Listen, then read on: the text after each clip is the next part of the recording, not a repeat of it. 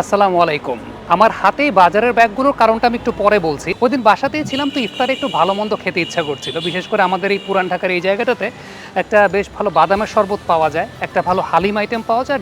তো আমি সেটা অর্ডার করি। তো অর্ডার করার পর যথারীতি আমাদের বাসার যিনি কেয়ারটেকার আছেন মামুন ভাই সেটা আমার বাসা পর্যন্ত ডেলিভারি করে দেন। তো আমি মামুন ভাইকে জিজ্ঞেস করলাম যে মামুন ভাই আপনি ইফতার কি করেন? যেটা হয় যে আমরা ইফতারের জন্য রমজানের সময় আগে একটা টাকা আমরা দিয়ে রাখি। তো মামুন ভাই যেটা বললেন যে একদম বেসিক ইফতার তারা করেন। তো আমি জিজ্ঞেস করলাম যে আপনার কখন এরকম খাবার খেতে ইচ্ছা করে না? তো মামুন ভাই যেটা বললেন যে আলহামদুলিল্লাহ, আল্লাহ যেভাবে রেখেছে খুব ভালো রেখেছে, যা খাই আলহামদুলিল্লাহ। ওই জায়গা থেকেই পরে আমি চিন্তা করলাম যে আচ্ছা এরকম একটা ব্যাপার ঘটুক না, যে বাজারের একটা অংশ আমি মামুন ভাইয়ের জন্য করি, যাতে রমজানের আগামী দিনগুলোতে যে সময় আছে সেই সময়গুলোতে উনি যাতে বেশ কিছু মুখরোচক খাবার নিজে বানিয়েও খেতে পারেন। আমি একটু দেখতে চাই আসলে তাদের রিয়াকশনটা কেমন হয়।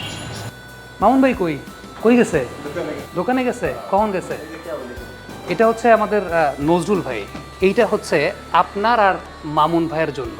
আপনারা আগামী দিনগুলোতে ধরেন রমজানের আর যে কয়দিন বাকি আছে, আপনারা ইনশাল্লাহ ইফতার বানায় আপনারা খাইতে পারবেন। তো এরকম কিছু বাজার আমি করছি। খুশি হয়েছেন? এই যে এই নজরুল ভাইয়ের যে মুখের হাসিটা, একদম লক্ষ কোটি টাকা দামের হাসি, এই হচ্ছে আমাদের নজরুল ভাই।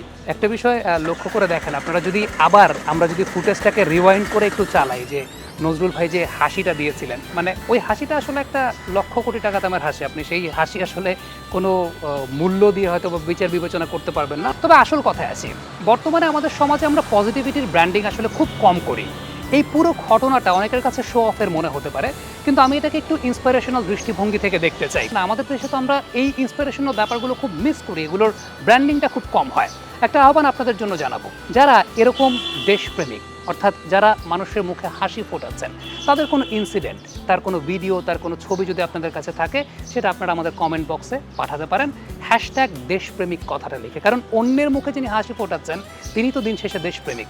আর এরকম দেশপ্রেমিক মানুষের বার্তাটা আমরা ছড়িয়ে দিতে চাই বিশ্বব্যাপী। চলুন না, আগামী বাংলাদেশটাকে আমরা আরও সুন্দর করে গড়ে তুলি, আপনি আমি আমরা সবাই মিলে।